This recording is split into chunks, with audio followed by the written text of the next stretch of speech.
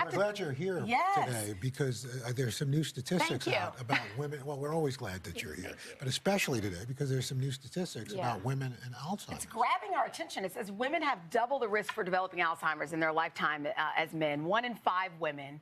1 in 10 for men. Yeah, and 2/3 of those living with this disease are women, and most importantly, no one knows why that is. The numbers are upticking every 65 seconds. A new brain in this country develops Alzheimer's, and the Women's Alzheimer's Movement, which I founded to actually answer that question. We're trying to research women, what is going on in women, and the biggest thing I think also to come out of this is to get people in middle age to start focusing on Alzheimer's. People think this is a disease that happens when you're 80. What do we consider middle age? 40, 45 for women, beginning to think about their brain health when they're before they're perimenopausal, menopausal, postmenopausal. Your brain changes dramatically in that time period, and we don't know why and what to do about it.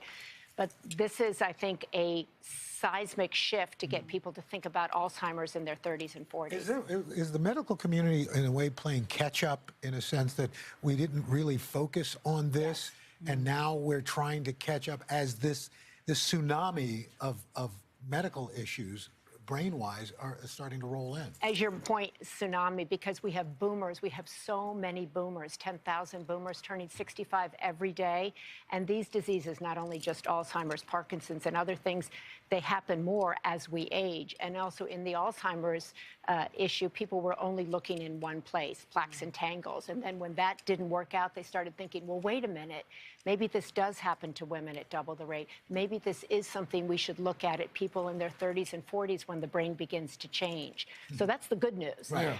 More people looking at it, looking in different ways. But I try to always stress women, if we spend as much time thinking about our brain as we did our lips and our thighs, we could work this out, I believe. If it's in your future, is there anything you can do to, is the thought then, I mean, is it going to happen no matter what? Can you ward it off? Can you slow it down? Well, I think what we know, we can't say definitively. There's no magic pill. But we do know that a heart-healthy diet is the same as a brain-healthy diet. We do know that sleep is important. We do know that the American lifestyle isn't beneficial to the brain. We do know meditation, diet, companionship, social isolation, really bad for the brain.